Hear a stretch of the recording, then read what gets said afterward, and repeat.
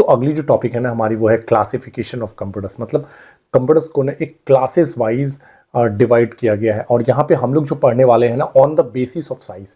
मतलब कंप्यूटर्स को साइज के आधार पे ना 4 कैटेगरीज में बांटा गया है, जिसमें है micro computers, mini computers, main frame computers and super computers. मतलब ये 4 कैटेगरीज में बांटा गया है on the basis of size, आकार के आधार पे। छोटा साइज, थोड़ा बड़ा, फिर बहुत बड़ा, है ना। तो माइक्रो सबसे छोटा साइज हुआ, मिनी उससे थोड़ा सा बड़ा हुआ, मेन फ्रेम उससे भी बड़ा हुआ, और सुपर कंप्यूटर सबसे बड़ा साइज हुआ, है ना। तो साइज के आधार पे हमने यहाँ पे कंप्यूटर्स को बांटा है, वर्गीकृत किया है ना। जिसमें सबसे पहली कंप्यूटर्स है हमारी micro computers. This is the smallest category of digital computer. हम लोग जो घर में यूज करते हैं ना, ये हमारी माइक्रो कंप्यूटर्स है ना, in which micro processor performs the function of ALU and control unit.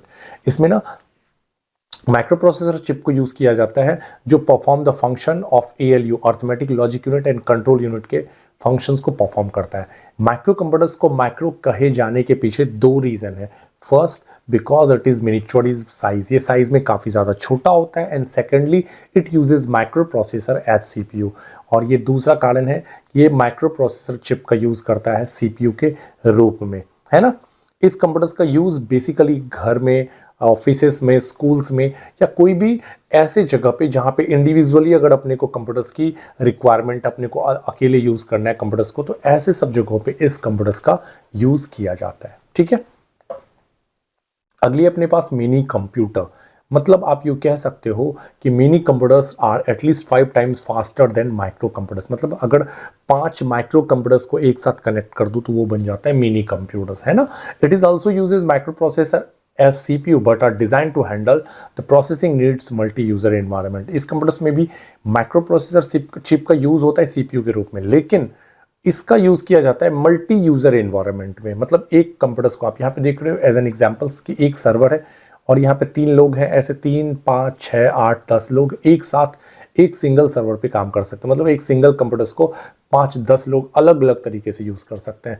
मतलब अगर मेरे पास एक बॉक्स है, एक CPU है, और उस CPU से ना 5 कंप्यूटर्स कनेक्ट है, तो अलग अलग फ्रेंड अगर हम लोग यूज कर रहे हैं, कोई फोटोशॉप ओपन करके रखा है, कोई इंटरनेट पे काम कर रहा है, तो मल्टीपल लोग काम कर सकता है, अलग अलग चीज़ों को वर्क, मतलब अलग अलग चीज़ सेक्शन में काम कर सकता है, लेकिन वो सारी डेटा कहाँ पे जाके सेव हो रही है, एक ही सर्वर पे, मतलब एक ही CPU में जाके सेव हो रही है। तो इस तरह की सेटिंग्स बनाई जाती है। आप भी आसानी से नॉर्मल मार्केट के थ्रू इन सब चीज़ों को कलेक्ट करके बना सकते हो। थोड़ी बहुत कॉस्टली होती है कंप्यूटर्स, है ना। It processes greater storage capacity and large memory as compare to micro computers. जाहिर सी बात है, जब 5 कंप्यूटर्स एक साथ रन करेगा तो साइज ऑफ द कंप्यूटर्स भी थोड़ा सा बड़ा होगा और इसकी मेमोरी भी बहुत ज़्यादा मतलब ज़्यादा होंगी। These are even capable of handling more input and output device. इसमें ज़्यादा से ज़्यादा इनपुट एंड आउटपुट डिवाइस लगाने की कैपेसिटी होती है। एग्जाम्पल्स कुछ यहाँ पे है, जैसे PDP-11, wax, VMS, IBM system 3। इस तरह के कुछ एग्जाम्पल्स हैं जो हमारी मिनी कंप्यूटर्स को बनाने में मदद करते हैं। मतलब अगर आपको मिनी कंप्यूटर्स परचेस करना है तो आपको इन सब डिवाइस के थ्रू कनेक्टेड होना होगा। आपने थिन क्लाइंट के बारे में सुना होगा, आपने एन कंप्यूटिंग के बारे में सुना होगा, जिससे ना हम लोग एक कंप्यूटर से ना मल्टीपल ऑफ कंप्यूटर्स को कनेक्ट कर सकते हैं as a thin client, as a network form में। तो उसी तरह का एक छोटा सा एग्जाम्पल है मिनी कंप्यूटर्स का।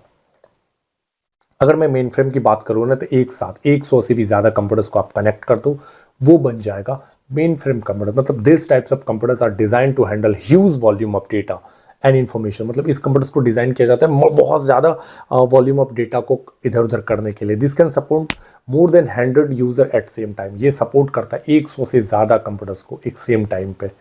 These very large and expensive computers, ये बहुत ही ज़्यादा बड़ा और काफ़ी महंगा कंप्यूटर्स होता है, हैव ग्रेट प्रोसेसिंग स्पीड्स। इसकी जो स्पीड्स होती है ना काफ़ी ज़्यादा होती है, ठीक है ना, एंड बहुत ही ज़्यादा बड़ा होता है। Storage capacity and memory as compare to mini computers, mini computers की अपेक्षा इसकी स्टोरेज कैपेसिटी और इसकी मेमोरी भी बहुत ज़्यादा होती है। कुछ कंपनी है दुनिया में जो इस तरह के कंप्यूटर्स का निर्माण करती है, वो है, एक है IBM और दूसरा है हिटाची, जो इस तरह के कंप्यूटर्स का निर्माण करती है, ठीक है। और अगली अपने पास जो कंप्यूटर्स है ना, वो है सुपर कंप्यूटर्स।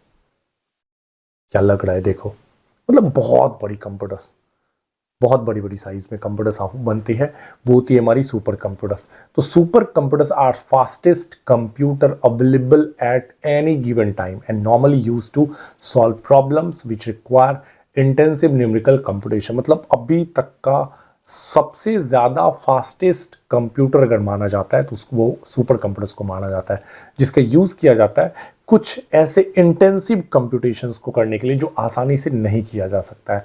ऐसे कुछ प्रॉब्लम्स जैसे न्यूमेरिकल वेदर प्रेडिक्शन, मतलब अगर मैं बात बोलूँ तो सांख्यिकी, मौसम की भविष्यवाणी हो गई, डिज़ाइनिंग सुपरसोनिक एयरक्राफ्ट्स, जो लड़ाकू विमान, परमाणु मतलब इस तरह के विमान वगैरह, रॉकेट्स, एयरक्राफ्ट्स वगैरह को डिज़ाइन किया जाता है, design of drug and modelling, complex molecules, दवाई वगैरह के निर्माण में अलग अलग तरह की जो टेक्नोलॉजी डेवलप होती है उन सब चीज़ों में super computers can perform billions of instructions पर सेकेंड। सुपर कंप्यूटर्स एक बार में करोड़ों या आप यूँ कहो अरबों इंस्ट्रक्शंस को कर सकता है 1 सेकंड्स में। Super computers are now use to analyze large commercial database. Super computers का आज यूज़ किया जाता है बहुत ही हैवी और डेटाबेस को रखने में। अगर मैं बात बोलूँ कि हमारी ये 10 उंगली कहीं ना कहीं से कनेक्टेड है ना, आप इस 10 उंगली को कहीं से भी किसी भी जगह से टच करो तो हमारी पूरी डेटा फैच हो जाती है, तो आखिर कहीं ना कहीं तो ये जाके सेव है। तो ऐसे ही काफ़ी ज़्यादा हैवी डेटाबेस आधार के फॉर्म में है ना, हमारे इंडिया में जितने भी लोग हैं सबकी डेटा कनेक्टेड है आँख के थ्रू, हमारी ये 10 उंगली के थ्रू, तो ये डेटाबेस कहीं ना कहीं जाके सेव है। तो आप समझ जाओ कि ऐसे ही लार्ज कमर्शियल डेटाबेस को रखने के लिए सुपर कंप्यूटर्स का यूज़ होता है। या produce high quality animated movie, एक एग्जाम्पल है कि अगर आप हाई क्वालिटी एनिमेटेड मूवीज़ वगैरह भी आप देखते हो ना, तो इसमें भी सुपर कंप्यूटर्स का एक अपना ही ज़बरदस्त रोल होता है। ठीक है ना, तो ये थी हमारी on the basis of size कि कंप्यूटर्स को साइज के आधार पर 4 कैटेगरीज में बांटा गया था, micro, mini, main frame and super computers, है ना। सो अगली टॉपिक जो हम लोग पढ़ रहे हैं वो है टाइप्स ऑफ कंप्यूटर्स, कंप्यूटर्स के प्रकार। और यहाँ पे हम लोग ना काम के आधार पे कंप्यूटर्स को बांटे हैं कि on the basis of different type of input, मतलब डिफरेंट टाइप ऑफ इनपुट लेने के आधार पे कंप्यूटर्स को 3 कैटेगरीज में बांटा गया है। ठीक है ना, मात्र 3 कैटेगरीज है, जिसमें है एनालॉग, डिजिटल, हाइब्रिड, है ना। ये 3 तरह के कंप्यूटर्स है, एनालॉग, डिजिटल, हाइब्रिड। और आप यहाँ पे देखोगे कि कंप्यूटर्स इसको भी कहते हैं। अब देखो सबसे पहला बात कि कंप्यूटर्स किसको कहते हैं। मैंने बोला था आपको कि व्हाट इज कंप्यूटर्स, तो कंप्यूटर्स दुनिया में वो सारी चीज़ें जो कैलकुलेट कर सकती है। जैसे एक छोटी सी स्लेट में अबाकस का जो एग्जांपल्स था कि हम लोग उसको भी, मतलब जिस डिवाइस की मदद से गणना हो सके वो कंप्यूटर है। तो एज इट इज़ यहाँ पे आपको वो चीज़ें क्लियर होंगी एनालॉग कंप्यूटर्स के फॉर्म पे कि एनालॉग कंप्यूटर्स क्या क्या है। जैसे आप देख रहे हो स्पीडोमीटर, थर्मामीटर या अलग अलग तरह की रिएक्टर वगैरह मापने के लिए, तो इस तरह की मशीन्स वगैरह को यूज़ किया। मतलब this kind of computer uses signal as input. Speedometer is the best example of analog computers. मतलब इस तरह के कंप्यूटर्स में ना इनपुट लेने के लिए सिग्नल का यूज होता है ना। जैसे स्पीडोमीटर, आप बाइक जब स्पीड चलाते हो ना तो वो व्हील की जो स्पीड होती है ना उसको वो कवर अप करके वो जो सिग्नल होती है ना, सिग्नल अपने को दिखाते हैं कि हम लोग 70 की स्पीड्स पे हैं, 80 की स्पीड्स पे हैं, 90 की स्पीड में, 100 की स्पीड पे हम लोग पहुंच चुके हैं, है ना। तो स्पीडोमीटर जो अपने को वो कांटा जो दिखता है ना ऊपर, तो वो एज इट इज़ मतलब एक सिग्नल के फॉर्म में अपन लोग को समझ में आता है कि हमने कितना का स्पीड बाइक को रन कराया हुआ है ना। So in analog computers, continuous quantities are used. Computation are carried out with physical quantities such as voltage, length, current, temperature, etc. मतलब इस तरह के कंप्यूटर्स में ना कंटिन्यूस क्वांटिटीज रिक्वायर होती है ना। अगर अपने को 100 की स्पीड लगानी है तो वो 10, 20, 30, 40, 50, 60 करते हुए पहुंचेगा 100 पे, है ना। और इस तरह के मतलब कंप्यूटर्स के जरिए ना मल्टीपल चीज़ों को मापा जाता है, जैसे वोल्टेज को मापने के लिए भी, लेंथ को मापने के लिए, करंट को मापने के लिए। थर्मामीटर जो होती है, आप देखते हो ना थर्मामीटर में कि अभी तो थर्मामीटर डिजिटल भी आ चुका है, लेकिन काफ़ी सारे थर्मामीटर में ना लिक्विड फॉर्म पे पारा होता है, मरकरी होता है। मरकरी को देख के अपन लोग बताते हैं कि इतनी बुखार है ना। तो वो सिग्नल से हम लोग समझते हैं कि बुखार की कितनी लेवल है। तो इस तरह के कंप्यूटर्स को बेसिकली जो आप एक वे में आप समझ जाओ कि जो अपने को सिग्नल प्रोवाइड करता है, सिग्नल के थ्रू अपने को आंसर्स प्रोवाइड करता है, सिग्नल्स के थ्रू अपने को आउटपुट देता है, सिग्नल्स के थ्रू अपने को पता चलता है कि कितनी रेंज है, कितनी वैल्यू है, कितना बुखार है, कितनी स्पीड है ना। तो इस तरह के कंप्यूटर्स को हम लोग कहते हैं एनालॉग कंप्यूटर। अब सेम चीज़ है डिजिटल की अगर बात करूँ तो सेम चीज़, बट केवल और केवल क्या हो रहा है ना कि यहाँ पे वही काम डिजिटल फॉर्म में अगर अपने को हो जा रहा है। डिजिटल वर्ड कहाँ से निकला? डिजिट से। अपने को डायरेक्टली डिजिट दिखा दे, है ना। A digital computer is design to process data in numerical form. इसमें एक डिजिटल सर्किट होता है जो अपने को डेटा डिजिटल फॉर्म में मतलब अंक के फॉर्म में दिखाता है। It circuit perform directly the mathematical operation. और इसमें थोड़ी सी मतलब एक्स्ट्रा ऑप्शन क्या होती है कि ये मैथमेटिक कैलकुलेशन भी कर सकता है, जैसे जोड़ घटाव गुना भाग, इस तरह की मैथमेटिक कैलकुलेशन को भी ये प्रोसेस कर सकता है। This type of computer typically include some sort of device to store information. कुछ ऐसे ऐसे डिवाइसेस हैं अभी भी इस तरह के सेक्शन में डिजिटल कंप्यूटर्स के अंडर, जो कुछ थोड़ा बहुत डेटा को स्टोर करने का भी वो पावर रखते हैं, है ना। जैसे कैलकुलेटर, ये आप देखते हो कि हम लोग जोड़ रहे हैं, हम लोग को बैक करने का भी ऑप्शन होता है उसके अंदर, है ना। Some methods for input and output of data and components that allow mathematical operation to be performed on stored data। और इस तरह के कंप्यूटर्स के अंदर ना हमारे पास कुछ मैथमेटिकल कैलकुलेशंस होते हैं जिसको मतलब ना ये कंप्यूटर्स स्टोर करके रखता है कुछ समय के लिए, थोड़ा बहुत मतलब एक वे में आप रख सकते हो कि जो डिजिटली अपने को चीज़ें दिखाता हो डिजिट के फॉर्म में, है ना। चाहे वो वेइंग स्केल्स हो, चाहे वो स्पीडोमीटर हो, चाहे थर्मामीटर हो, है ना। जब अपने को जो चीज़ें डिजिट के फॉर्म में दिखा, डायरेक्टली अपने को दिख जाए कि 128 और 98.6 डिग्री, है ना। तो अगर अपने को ये दिख रहा है 5 kg, तो अपने को ये दिख रहा है 5 दिख रहा है, 5 एक डिजिट है, मतलब डिजिट के फॉर्म में जो चीज़ें दिखा है उसको हम लोग कहते हैं डिजिटल कंप्यूटर्स। तो आप एकदम समझ जाओ कि जो चीज़ें गणना कर रही है दुनिया में वो सब कंप्यूटर है, ठीक है। और एक होती है हमारी हाइब्रिड। हाइब्रिड का मतलब हो गया भाई दोनों को मिला दो, एनालॉग को मिला दो और डिजिटल को मिला दो, तो वो बन जाता है हाइब्रिड कंप्यूटर्स। जैसे यहाँ कुछ एग्जांपल्स है। Hybrid computers utilize the best qualities of both digital and analog computers. मतलब डिजिटल और एनालॉग दोनों कंप्यूटर्स को मिला दो तो ये क्या बन जाएगा, हाइब्रिड कंप्यूटर्स बन जाएगा। In this computers some calculations take place in analog manner and rest of them take place in digital manner. इस तरह के कंप्यूटर्स में ना कुछ जो सेक्शन को मैनेज करता है वो करता है एनालॉग। जैसे अगर मैं बोलूँ कि ब्लड प्रेशर मशीन, हम लोग की ब्लड प्रेशर मशीन क्या करती है कि ये हाथ में बंधता है और यहाँ से ना ब्लड की प्रेशर वो जो मतलब मशीन्स के ऊपर प्रेशर मारा जाता है ब्लड के थ्रू। तो जब ब्लड प्रेशर मारता है ना तो वो एनालॉग फॉर्म में वो कलेक्ट होता है, इनपुट होता है। लेकिन डॉक्टर्स को या जो ब्लड प्रेशर मापने वाले होते हैं उनको किस फॉर्म में दिखता है, डिजिटल के फॉर्म में। तो मतलब यहाँ पे सेक्शन यूज हो रहा है हमारा एनालॉग के फॉर्म में, लेकिन चीज़ें अपने को दिख रही है डिजिटल फॉर्म में।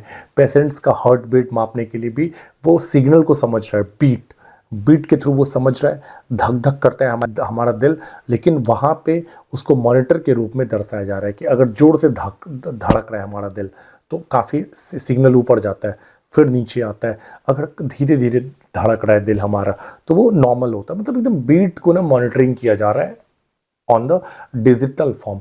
उसी तरह से आप देखते हो पेट्रोल वगैरह डलवाते हो आप टंकी वगैरह में, तो आप देखते हो वहाँ पर नोजल का जो सेक्शन होता है वो एनालॉग के फॉर्म में है, बट उसको कैलकुलेट कर दिया जाता है डिजिटल फॉर्म में, जहाँ पे अपने को कितना हमने तेल डलवाया और कितनी रुपीज़ हुई, वो सारी चीज़ें अपने को शो करता है। मतलब इस तरह के कंप्यूटर्स को हम लोग कहते हैं हाइब्रिड कंप्यूटर्स। तो ये थी हमारे कंप्यूटर्स के प्रकार on the basis of different input, है ना। डिफरेंट इनपुट लेने के अकॉर्डिंग कंप्यूटर्स को 3 भाग में बांटा गया था, analog, digital and hybrid computers. तो ये टॉपिक आपकी हो गई क्लियर, ठीक है। तो चलते हैं हम लोग अगले टॉपिक की ओर, वो है कंप्यूटर वायरस, है ना।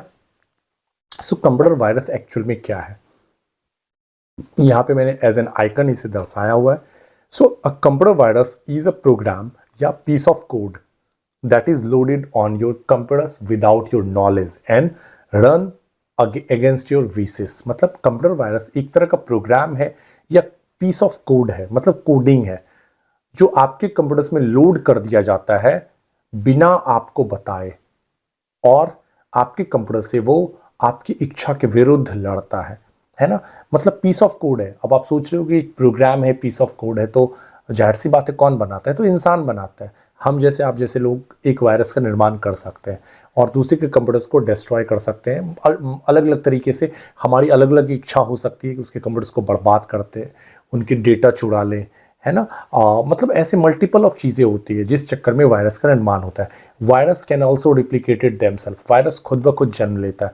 अगर एक वायरस आपके सिस्टम में आ गया तो वो लोग ऐसी कोड लगाते हैं, कोडर उसमें ऐसी कोड लगाते हैं डेवलपर लोग, कि जिसके थ्रू अगर हम लोग डबल क्लिक कर दिए उसमें तो एक वायरस ऑटोमेटिक 3-4 वायरस को बना डालेगा, है ना। All computer virus are man made, computers के अंदर जितनी भी वायरसेस होती है वो सब मेन मेड होती है, मतलब इंसान के द्वारा बनाया जाता है ना।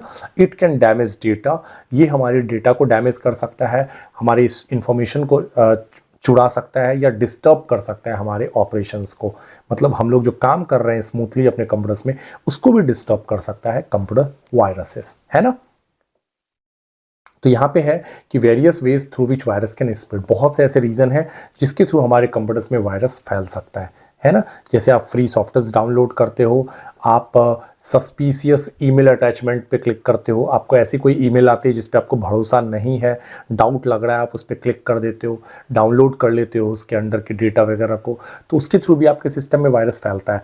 क्लिक ऑन फिशिंग ईमेल्स, कोई भी ऐसी ईमेल्स आती है जो फिशिंग है, लाइक अपने को बोला जा रहा है कि इस ईमेल पे आप क्लिक करो, यहाँ पे आपको काफ़ी सारा इंटरनेट का डेटा मिलने वाला है, तो यहाँ पे फ़ोन 1 रुपये में मिल रहा है, ऐसी काफ़ी चीज़ें, आप ये गेम डाउनलोड करो फ्री में मिलेगा, ऐसी काफ़ी चीज़ें होती है। यूज़ एक्सटर्नल डिवाइसेस, अगर आप किसी का ना वायरस से इन्फेक्टेड मतलब पेन ड्राइव वगैरह को अपने सिस्टम में लगाते हो, ठीक है ना, तो इससे भी आपके सिस्टम में वायरस फैलता है। Click on online advertisement, online में काफ़ी सारी वेबसाइट्स के चारों ओर एडवर्टाइजमेंट दिखती है, उस पर हम लोग गलती से टच कर देते हैं, इससे भी हमारे सिस्टम में वायरस फैल सकता है। क्लिक ऑन मैलिशियस फाइल्स, कोई भी ऐसी मैलिशियस फाइल्स है, इन्फेक्टेड फाइल्स है जिसके बारे में अपने को पता नहीं है, हम लोग अगर उस पर क्लिक कर देते हैं तो उससे भी हमारे सिस्टम में वायरस फैलती है। विजिट इन्फेक्टेड वेबसाइट, कोई भी दूषित वेबसाइट जो वायरस से इन्फेक्टेड है उस वेबसाइट्स को भी अगर हम लोग विजिट करते हैं, उसमें जाते हैं, तो इससे भी हमारे सिस्टम में वायरस फैलता है।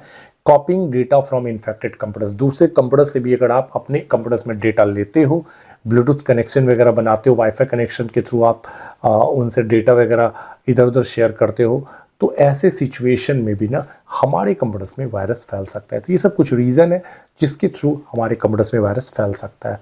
तो क्या आपका कहना है कि क्या हम लोग इसको यूज़ ना करें? बिल्कुल आप करिए। तो इससे बचने के लिए भी कुछ ऑप्शन है जो बनी है हमारी एंटीवायरस, लेकिन फिलहाल हम लोग कुछ वायरस का नाम जानते हैं। जैसे मैंने यहाँ पे कुछ एग्जाम्पल में रखा है, name some well known virus. जैसे आई लव यू नाम का एक वायरस था हमारे पास, कॉन्फिगर थी, कूडरेड, वानाक्राई, मेलिसा, निम्डा, सेसर, माइडोम, स्टक्सनेट, एनस्लैमर, ये कुछ हमारे पास वेल नोन वायरस है जो काफ़ी जाने माने वायरस हुआ करते थे। आज भी ऐसे वायरस आपको मिल जाएगा।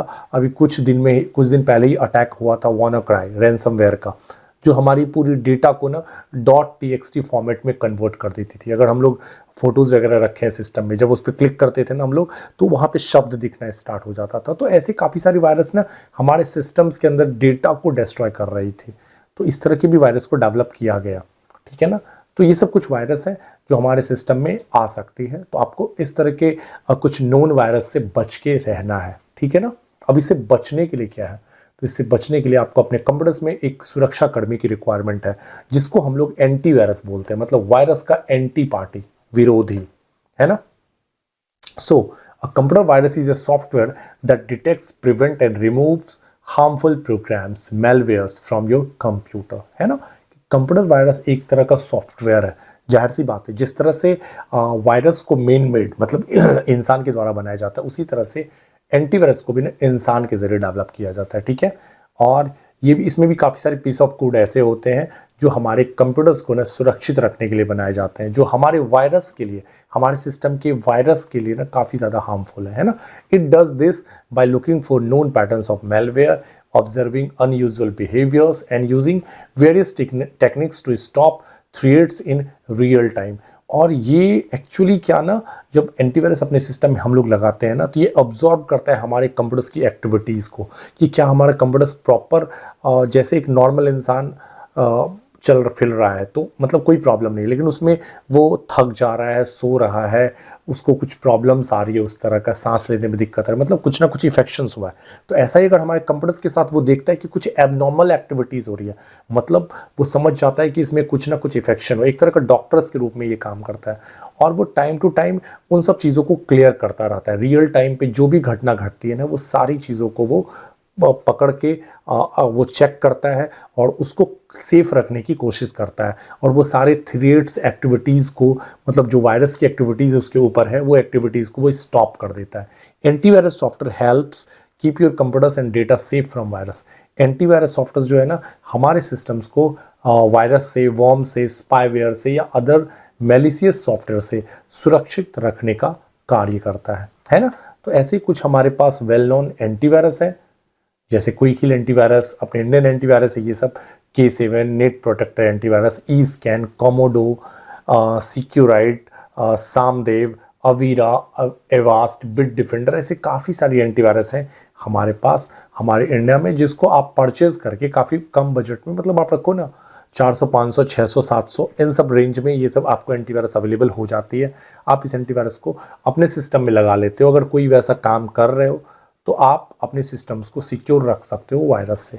बाय द वे, अगर अभी आप विंडोज़ 10 या विंडोज़ 11 यूज़ कर रहे हो, जेन्युइन वर्जन है, तो आप टाइम टू टाइम विंडोज़ को अपडेट करते रहो। तो बाय डिफ़ॉल्ट विंडोज़ कंपनी ना अभी फ्री ऑफ कॉस्ट आपको एंटीवायरस प्रोवाइड करती है, तो आपको ये सब एंटीवायरस खरीदने की ज़रूरत भी नहीं है। तो टाइम टू टाइम अपने विंडोज़ को, अपने लैपटॉप को ना अपडेट करते रहो, जिससे ना आपके सिस्टम में ऐसे भी वायरस नहीं आएगा। तो फ्रेंड्स, ये थी हमारी इंट्रोडक्शन से लेके कंप्यूटर वायरस, एंटीवायरस तक की क्लासेस, और ये पूरी की पूरी फंडामेंटल की टॉपिक थी। फंडामेंटल ऑफ कंप्यूटर्स को हमने एक प्रॉपर और शॉर्ट वे में प्रॉपरली कवर किया है। ये काफ़ी डिस्क्रिप्टिव नॉलेज है। अगर आप bank, SSC, railway, BCA, DC, computer science based classes कर रहे हो, तो आपके लिए कम से कम इतना फंडामेंटल का नॉलेज होना बहुत ही ज़्यादा ज़रूरी है।